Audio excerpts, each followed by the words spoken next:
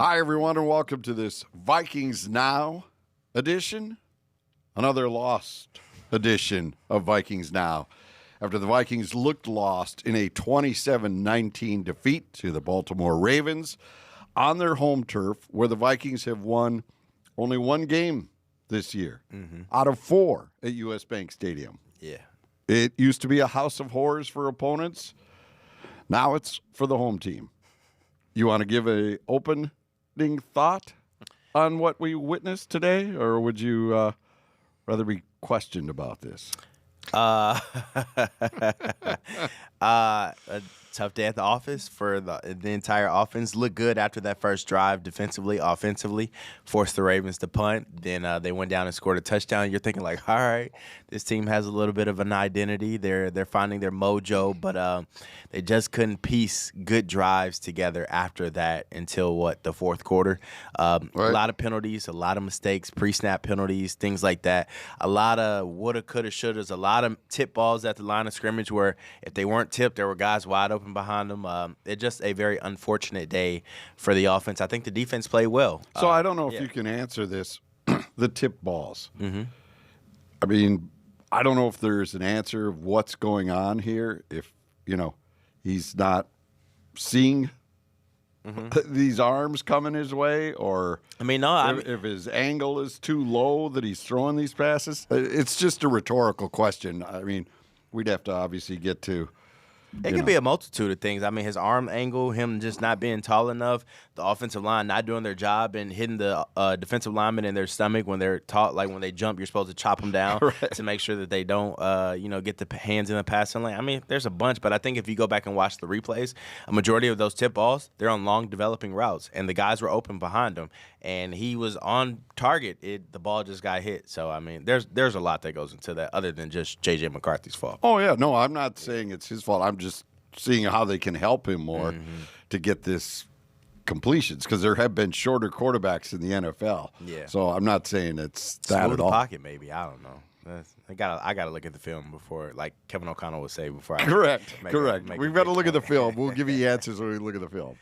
Pierre, you looked at the film.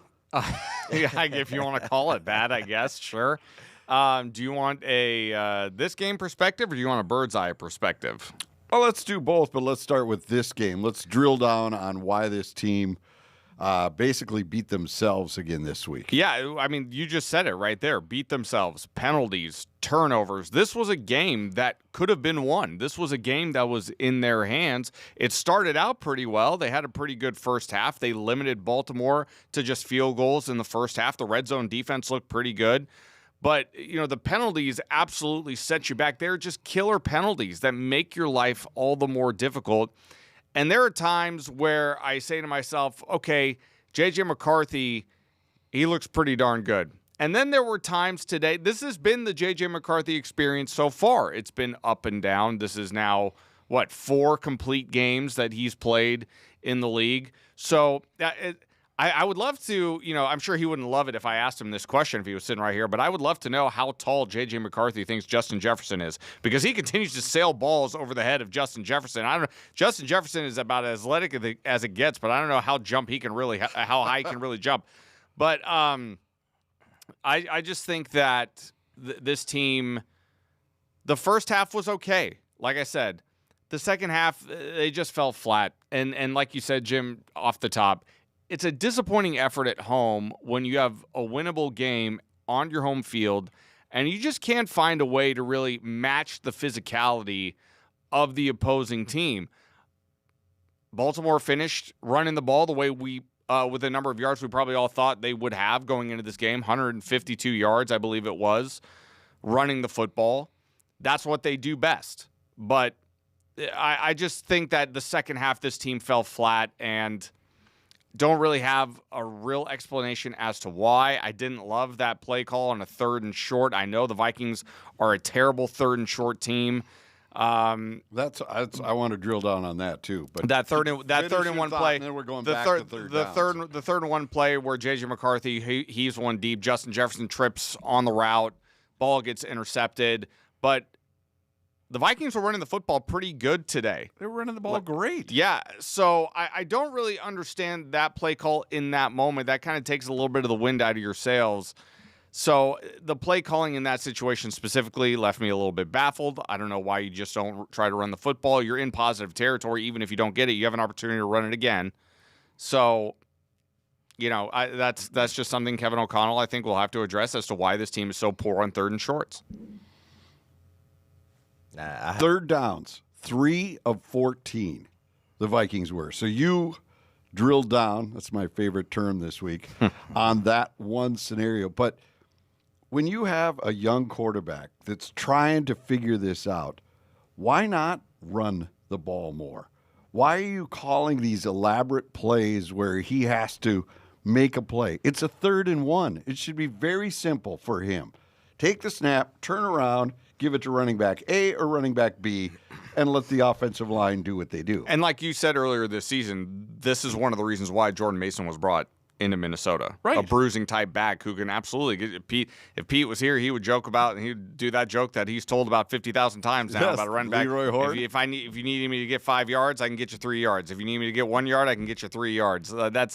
That's the I mean, Jordan Mason, I think, is a little more talented than that, but he is certainly capable of getting you a yard on 3rd and 1, please. Do you feel that the play calling is not suited for a young quarterback? He doesn't seem to be helping McCarthy, especially when he gets jittery as the game goes on and he's starting to run around back there. And, I mean, the running game was fine today. They ran the ball 13 times. For averaged over 5 yards per run. Yeah, I mean, you got to take out McCarthy's out of there because he has scrambled 5 for 48. He was your top rusher today. I mean, 26 of that came in the fourth quarter on one run, long run. With Right, the game when pretty you're much over. scrambling for your life. I will say they were doing a good job running the ball, but then they also had a ton of pre-snap penalties. Like a lot of, how many false starts? 7 false starts, something 8, like that. I think. No, So you think about that. You lose 5 yards on those false starts. It's kind of hard to run the ball when you get behind the chains. And that's the one thing about this offense. Like they can't, I won't say they can't succeed, but it's harder to succeed when you're constantly playing behind the chains and 2nd and long and 3rd and long. Like those 5-yard runs only do so well when it's 3rd and 6 and 3rd and 7 and things like that. But I do think that Kevin O'Connell gets pass happy. I think that's been the knock on him as a play caller / head coach here in Minnesota since he's been here. Like before it was, well, he didn't have a running back, that he could rely on after Dalvin Cook. Well, then it was he didn't have an offensive line. Now you have an offensive line. Now you have 2 capable backs, and yet you're still pass happy with the young quarterback. I think that you do want to see him lean on their run game a little bit more. That's why I think they were so successful in Detroit, because the ball wasn't in J.J. McCarthy's hands the whole game. They did lean on their run game with Jordan Mason and Aaron Jones. And of those 3rd and 1s, I know the rule of thumb growing up when I played football, 2nd and 1, 3rd and 1 are your shot plays, especially when you're in 4-down territory. Especially 2nd and 1. Because you know that you're probably going to be able to pick it up that next play. They said that on that Justin Jefferson play where J.J. McCarthy threw it up, Justin Jefferson tripped, Marlon Humphreys picked it off. You think if that ball hit, like Kevin O'Connell said, if the ball hits the earth, we're going for it on 4th down. You probably get it on 4th down. I know, but again, you're in a situation with a young quarterback. Yeah. And let's get things going his way, because even before that play, things were starting to unravel offensively.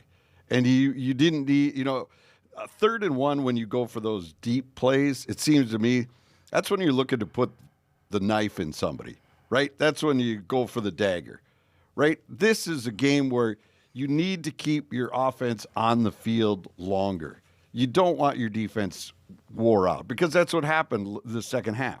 They just got tired because they were out there all day trying to stop Jackson and Henry. Okay? You get tired. And then they eventually wear down. They still did a great job all day considering all the time that they spent on the field. But you'd think a 3rd and 1 situation like that, it's like, let's just build some confidence in everybody. Let's get the line rolling. Let's get everybody going. Let's get Baltimore depressed. Just another 1st down. We'll just keep marching the ball. Instead, you're taking risks with the young quarterback. Yeah, I mean, well, one could argue that when he didn't call chunk plays or shot plays or explosive type plays, and they did call the short play on 3rd and 2, intermediate routes and things like that, the ball got knocked down. So it's like it's like a double-edged sword. That's like throwing the ball. I Yeah. want him to run the ball, please. I think everybody wants them to run the ball in hindsight, when you go back and look at the game. But No, I called 3rd one, run the ball right there. That wasn't hindsight that time, but Yeah, I know what you're saying. yeah, I know what you're saying. I mean, I don't think Kevin O'Connell did a great job setting this team up for success. You talk about the drive right before halftime where they go out there, they go 3 and out. You go, 2 pass plays, 1 run play, and then you get Baltimore the ball back. Then they go down and get a field goal. Then you talk about coming out of halftime, J.J. McCarthy throws an interception, gives up a field goal. Then Miles Price fumbles the ball the very next drive, and they get a touchdown. Like that is that's a 13-point swing right there. Absolutely. So you talk about the defense and, being tired. I think it was more so like they were just put in some bad situations, and the Vikings had to play from behind and throw the ball a ton, which is not a way you're going to be successful with a young quarterback right now. I feel like you gotta help him out, and that's why they put all these pieces around him to help him out, to make sure he didn't have to do too much. But I think Kevin O'Connell had to rely on J.J. McCarthy too much because of his play calling and somewhat towards the end of that second half. Right, and I heard a stat in the middle of the game, like 80% of Baltimore's snaps were in Vikings territory for the offense because of the turnover. So, I mean, that's how difficult the defense had to deal with this stuff. So, I don't know. Why wasn't what they did a week ago the plan? Because the first scripted plays, right down the field, 7 plays, 86 yards, 7-0. Perfect. Let's keep it going. Pierre, why can't they go farther than the scripted plays?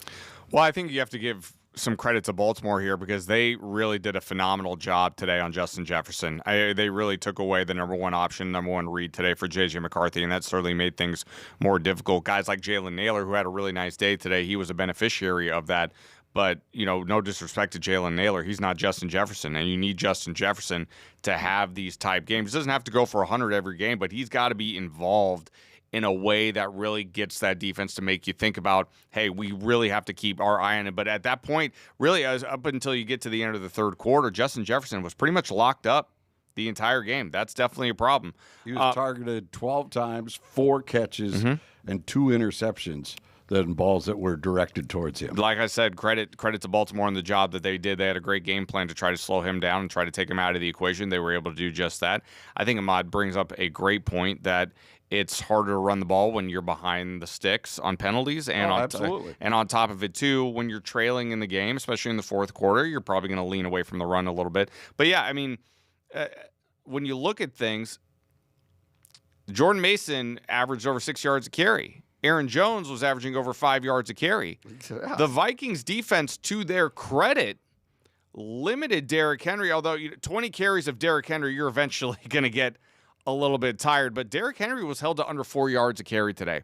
I would not have guessed that would have been the result, given how talented he is and how much Baltimore really tries to get him involved and really tries to beat you down with Derrick Henry's physicality. So I thought the Vikings did a great job against him today. But I think it starts with your playmakers.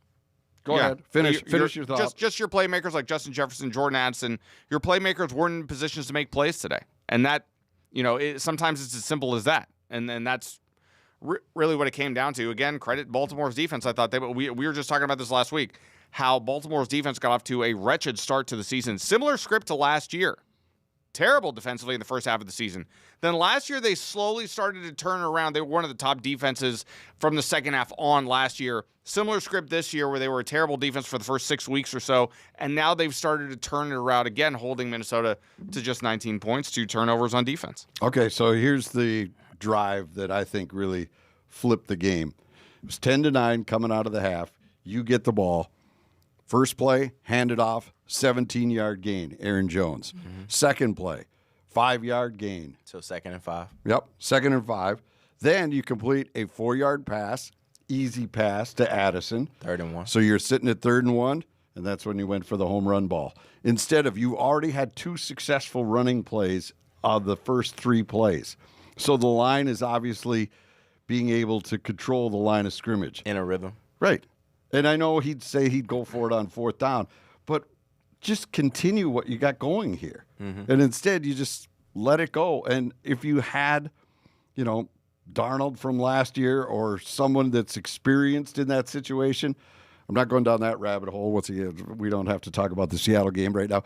But, you would think, let's just keep this going. Let's settle them down. Let's get this going, and let's put together a nice drive like we did to start the game. Yeah, I mean, that was a killer. I mean, as a former football player, I understand the shot, like that, the down and distance, being in the Ravens territory, like that is a time where you take your shot. But I can also understand your argument where you're like, look, just pick up a first down, keep this drive going, and you live to fight another day. I think if you looked at every other drive after that in the second half, it seemed like every single drive they had a false start and a 5-yard penalty. Yes. So it's like they gained a little bit of confidence and momentum, and then, here's a 5-yard penalty, let's go back. So it's really hard to operate an offense when you're playing behind the chains and you're having constant mistakes. I think, but Kevin O'Connell said it, like, this is a young quarterback in his 4th full game in the National Football League. And J.J. McCarthy said it after the game. You learn, like, your best learning tools are from mistakes and from losses. And I think, as a young quarterback, maybe he won't take as many chances and give Justin Jefferson those one-on-one balls in third down situations, third and short. And maybe he'll say, let me just use my legs. Let me go get this first down, and we'll keep the drive alive. We'll take our shot on second down. But you also want to see that Justin Jefferson be a little bit stronger, fight through some of those contested catches, stay on his feet. Like, you get paid a lot of money to go make big-time catches, and he usually does 99% of the time. This was just that 1% today where he didn't have a phenomenal game, and credit goes to the Ravens secondary. Kevin O'Connell said they had a pretty good secondary coming into this game. I just want to add on to one thing that Ahmad said earlier when he was talking about the Vikings offensive line. I know some people out there might be thinking, well, you're not a fully healthy offensive line because you don't have Ryan Kelly at center. I just want to remind everybody out there, last week against Detroit, the highest graded offensive lineman for Minnesota in that game was Blake Brandel at center. He was the highest graded offensive lineman in that game against Detroit. So tacking on to Ahmad's point really about their offensive line being as good as they've had in recent number of years, it kind of contradicts the logic of why you would not continue to run the football on top of that as well. So before everybody says, well, the Vikings offensive line isn't fully healthy, well, that's true. Right. But at the same time, too, Blake Brandel is holding his own at center. And they're good enough. 4 out of 5 starters out there. Yes, you should be able to go behind O'Neal, go behind Darisaw, go get you 1 yard. So I do agree. The Vikings do need to be more balanced. That's something that we've always criticized Kevin O'Connell about his entire tenure here in Minnesota, is he becomes way too pass happy. It happened too much with Kirk Cousins, where he was leading the league in quarterback hits because he was dropping back all the time. Like, Kevin O'Connell's offense, it's very flashy. There's a lot of deep developing routes, like a lot of crossers, a lot of things like that, and it takes time to get guys open. And it's hard to just say, well, we're going to change up this whole playbook and go quick game and short game. Like, you got to be able to go deep in order to back the safeties off and then, hit your intermediate stuff. But I do think he has to be better as a play caller in certain situations, and he has to be more reliant on the run game. Especially with the personnel you have, right? He tried to make Dobbs into Cousins 2.0, and whoever he put in, it was always the same offense. No matter which quarterback it was, it didn't seem like they went with a lot of whatever this person's capable of doing. He's got his script, and it seems like that's the script we're going with. Yeah, no, you go ahead. Yeah, I had a player in the locker room tell me after the Dobbs game, and when he looked atrocious, was it against the Bears where he had I think like 50, 60 yards? I know what you're talking about. It was after the Atlanta game. It was the Bears game, Monday night game. Yeah, Monday night game. And I went up to a player and Dobbs himself, and I was just like, is it Dobbs or is it the play caller? And they're like, we're not doing anything to help Dobbs and use his skill set. Like, we're trying to force Dobbs to be something he's not. And I asked Dobbs after the season, I'm like, do you think that one game where, it was the ending for you, like, do you think there could have been something else to help you? He was like, yeah. He was like, he didn't go too deep into it talking about Kevin O'Connell, but he was like, I do think that there could have been some different calls to kind of help us out and get us in different situations. And I think that's been the one knock on KO. Like, instead of looking at his offense and being like, these are our players. This is how we're going to get them the ball. Like, we're going to have a variety of ways. He's like, this is my offense. This is what we're going to do. These are the plays that are going to work. They're going to be successful. And I think sometimes as a play caller, you have to be a little bit more willing to adapt to your personnel rather than sticking to your bread and butter and your set playbook. And we still haven't brought up the one play that made me yell out 4-letter words repeatedly as I was watching this football game. School? No, it was the trick play. Yeah, that one. It was the trick play. Send it over to Jefferson. Jefferson looks like he's going to run out in the flat, then pulls up and throws it back across the field to J.J. McCarthy. Why in the world would you leave your quarterback who you just got back from injury open like that? Why would you leave him open to possibly get hurt, get hit hard? Why? I don't understand. That was on a 3rd and 12, if I'm not mistaken. I think it was, yeah. Got 11 yards. Why? What? That's right. Why in the world would you open up the possibility to give a defender a free shot on your quarterback like that? First quarter, too. That play, yeah, first quarter, too. That play made absolute no sense to me. I don't even understand why on earth you would put J.J. McCarthy in a position like that. That to me, is like, when you want to talk about the play calling, we want to start right there. Right there. That play right there left me scratching my head. I said, I don't understand that logic whatsoever. You cannot leave it open for your quarterback to take a shot from a defense like that. Like I said, you just got him back from injury. Right. He's we're one hit away of the Max Brosmer experiment. You know, why on earth? I would love to know the answer to that question. Why on earth would you leave your quarterback open to taking a shot like that? Can't really defend that one. I mean, look, especially 3rd and long, you don't pick it. I can understand it. I will say, you watch that replay, every single offensive lineman missed their block on that play. No one got a block on that play. They all whiffed, all 4 of them that were over there. Had they all picked up a block, J.J. McCarthy probably gets that first down. He gets up the sideline, and he gets out of bounds before even being touched. But if you go back and watch that replay, every single offensive lineman whiffed. I'm like, look, it is hard to block a smaller guy, a quicker guy in space. I will say that. But how they all whiffed is just out of this world. But that being said, I agree with Pierre. It's early in the game. You just got this guy back off a 6-week, recovery process. Is it worth the risk? Especially for a play early in the game. And I think that just goes back to sometimes Kevin O'Connell is just a little too cute. Like let's just go play football.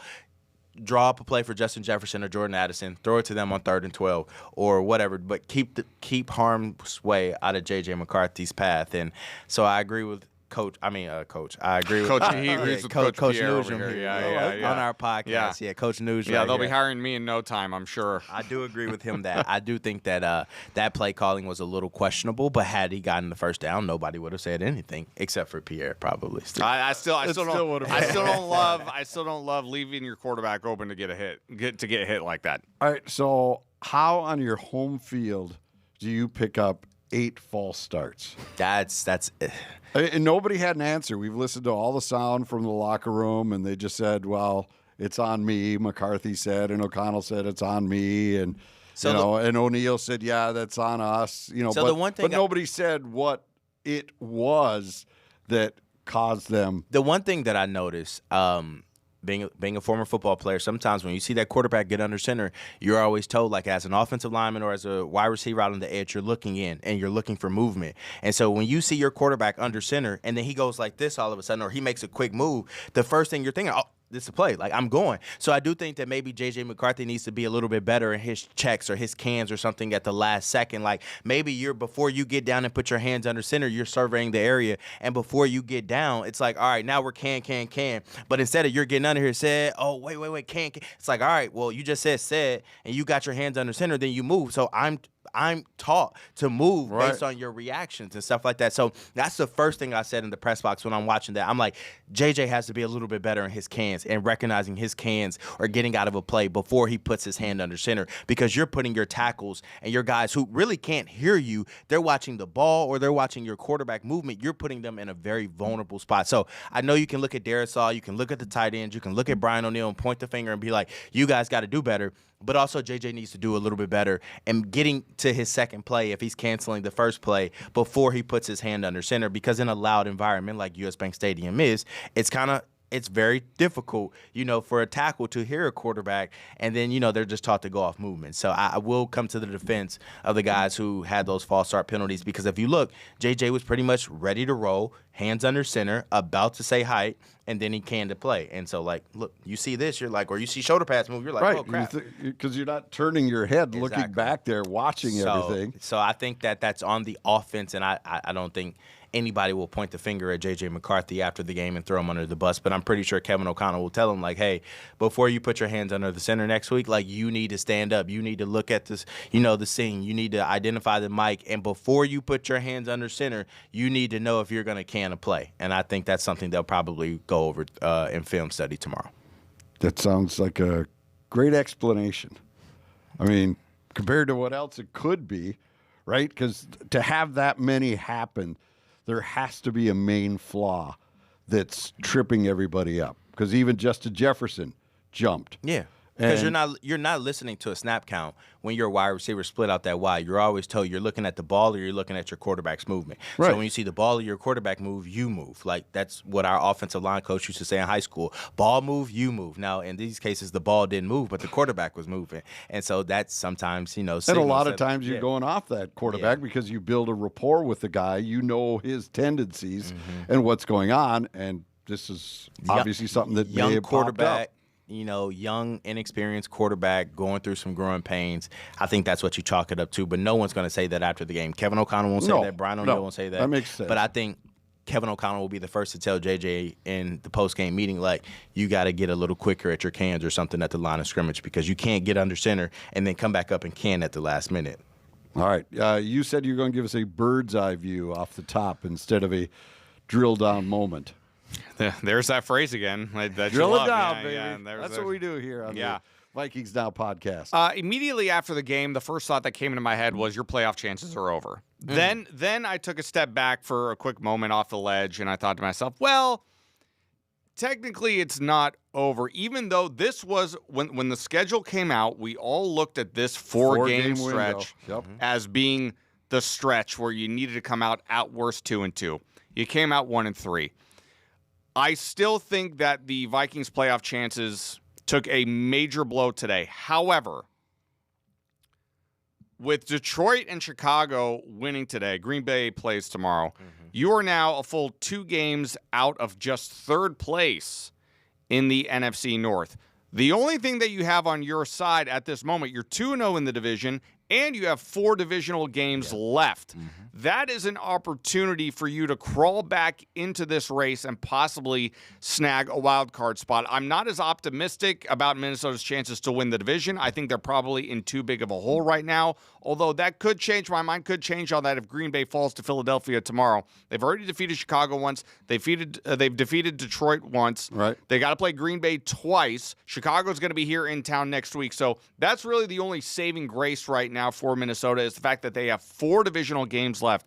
And if they can, at worst, go 3-1 in those remaining 4 games, if not possibly 4-0, you still have a chance here. You still have a chance. But I think Minnesota's playoff chances took a major blow with this loss today. Yeah, I'll agree. But as I look at the rest of the schedule, I still think it's some winnable games. If they play a clean game of football offensively, because I feel like this defense, when Andrew Van Ginkel's out there, and hopefully Jonathan Grenard is healthy, he got up and walked off the field, had that shoulder injury. You don't know what his status is going to be, but hopefully he can get back out there. But I feel like this defense can hold their own against all these remaining teams, the Bears, the Packers, the Seahawks, maybe not the Seahawks, but the Commanders, the Cowboys, the Giants. What made the Seahawks so good this year? Their offense is fire right now. But Who's their quarterback again? Okay. we'll get there another day. But I still think their defense can hold their own versus everybody on their remaining schedule right now. And I just think if their offense can just be above average in all of these games, you're talking about a team that could still go on and win possibly 9 or 10 games. Like, that's still a chance. Like, if they win out, that's 12 games, but I don't think they're going to win out. But I still think they have a chance to get to 9 to 10 wins on the season. And if you can get to 9 to 10 wins, I think that's that sweet spot for a playoff spot. Now, is it an uphill battle? Absolutely. And it's a lot of baggage on that truck trying to go uphill right now. But I still think it's obtainable. But the offense is going to have to grow up, and they're going to have to grow up fast. 10 games will very likely get you in. 9, you're leaving yourself open for some trouble. But I think it goes back to what you were saying earlier, Jim. If you don't win your home games, what does it matter? At this point, what does it matter? I mean, you have another home game next week against Chicago. You're going to have to start taking advantage of some of these home games. That game against Seattle is in Seattle. Yeah. The game against Dallas, even though Dallas's defense is a sieve right now, it is absolutely awful. Dallas can put up points with anybody in the league. Anybody. And that game is in Dallas. It's a primetime game as of right now in Dallas. So, I mean, you are going to have to start winning these home games. This is really inexcusable for you to only have one win at home all season long. It's really inexcusable. It truly is. But it goes back to exactly what Ahmad just said in terms of the offense, not just being average. They're below average today. Last week, saw a little bit more balance and looked a little bit better, but the inconsistency on offense I understand J.J. McCarthy has been hurt for half the season. That adds to it. But the inconsistency on offense this season has really hurt the Vikings. I think the Vikings defense has done their job for the majority of the season. Outside of the Chargers game. Correct. But it's exactly like Ahmad said it. The inconsistency on offense is what has doomed this team so far this season. Hopefully it gets better with a little more reps in games for J.J. McCarthy, but there are some tough games ahead for this team. I mean, listen, the Bears game next week is no gimme. How many times have we seen the Bears come into this building and win in this building? Numerous, especially when big things are on the table. Correct. I mean, if Minnesota loses next week to Chicago, I think you can put them in a casket. I think it's done. I can't argue that. It's a must-win game next week. Every game is a must-win game from here on out, honestly. But yeah, next week definitely at home. I mean, you're 1-3 at home right now. Your only victory has come against the Cincinnati Bengals, who are god awful this season. I mean, so like you got to give your fan base, you got to get them something to grow for. And I mean, look, the mood leaving US Bank Stadium today was not good. And a lot of people were saying, I don't care about the rest of the season. I just want to see J.J. McCarthy develop. Please give us something to bank on heading into next year. Like, and if J.J. can just improve this season, all right, cool. We're good heading into next year. So it's like the mood is down. People are not believing as much as they did before the season starts. But I'm going to go on a whim and say, look, he has to improve, and he has to improve faster. I just want to see him improve and them do a little. Like, they have a roster built to go win. Maybe not a Super Bowl right now, but like we said last week, they have a roster that could get them a win in a playoff game if they get there. We just need to see J.J. McCarthy grow up and grow up a lot faster. Is the Seattle game in 2 weeks? Is that the one after the Bears game? Yeah, no, that's after. Nope. So they go to Green Bay. They go to Green Bay. They go to Chicago home, Green Bay, and then Seattle. Back-to-back road games. So those two ones. But circling back to the false starts, there is a line coming out of the locker room now about that the Ravens. says Ravens may have been chirping a little much, the defensive linemen, simulating the snap, the call. We had a little bit of controversy about that last week, too, with New England. In terms of, it was New England and Atlanta. There was some subtle accusations. Raheem Morris saying that he thought some of the New England defenders were clapping their hands trying to get their offensive line to jump. Mike Vrabel defended his guys, said there was nothing of the sort. I looked at the tape. I didn't really see anything from that New England Atlanta game. I didn't see anything shady going on in that game. But there are subtle things that defenses are taught to do. Oh, of course. And it's like with seconds winding down, you can tell your guy, like a linebacker can signal, shift. Like, so it's like you're telling your defensive line, like, hey, move over here. And right, it's like I'm just running my side You're of the doing ball. that with 2 seconds left. And it's like a very quick movement like that with 2 seconds to go before a ball snap can get your offensive line to jump. Now, the referees are supposed to, kind of hone in on the clapping and things like that. But there are subtle things that the offense does to draw the defense offside, and there are things the defense is taught to do to draw the offense to a false start. Well, the quote here on ESPN.com from Aaron Jones is, sometimes it's hard to hear. They're making move calls up front, so sometimes it sounds like it could be JJ saying that, set hut, when they're making their move calls, and you see them stem, so you're trying to get a jump as well. But just like, the defense can do that, though. They're taught to do that, just like the offense is taught to have a fast motion right before the snap of the ball. Like, it's to each his own. Like, both sides of the ball can do things like that. But I just wanted to put that out there because we were kind of coming down hard on JJ for sure, for the hand motions and moving out of set position. So this could be part of it too. But it's a young quarterback. He may have been making moves as well. And maybe this is the team deflecting for the quarterback. We've seen the Vikings do this very thing defensively, like where you see a defensive lineman shift with 2 seconds left on the play clock, like right before the offensive ball is snapped. Like, so. Oh yeah, they're bailing guys left and right, or coming right up to the line. I have to imagine that's hard. B-gaps. I have to imagine that's hard to officiate as well. Right. How do you call that? How do you just tell the team you can't do things at the line? It's easier That's at home why you get away. when we can pause it, slow-mo it, rewind it, fast forward. But in the game, like, look, both sides have their little tricks that they do to get the other team to jump. And so I don't think that you can blame a game won or lost on that solely. There's a lot that goes into a win. No, I just didn't want to make sure that everybody thinks that watches is we're totally ripping JJ for his snap counts and everything. Yeah. But this kind of shows what goes on. I mean, obviously you got to prepare for it. You have to know a team's history, what they've done in other games. So I've seen a team before where they would say, the quarterback would say said hut, and then you would see every offensive lineman go from here like hut and then go down. Down. And so it's like these things are taught from high school all the way up to the pros. So it's like, look, that's why you have silent counts. That's why you go through practice and rep all these things. So they'll just have to be better. They'll have to clean up their efficiency offensively, especially if they want to make a playoff run, which is still obtainable right now, I believe. All right. So as we wrap this up, still attainable is your opinion right now? Yeah, it's not over. Pierre, this the one, the Bears game, and then next week you'll be in here renting a hearse? Attainable, yeah. Well, yes. To answer that question, yes. Attainable, yes. I don't feel great about it right now, but yes, it is attainable.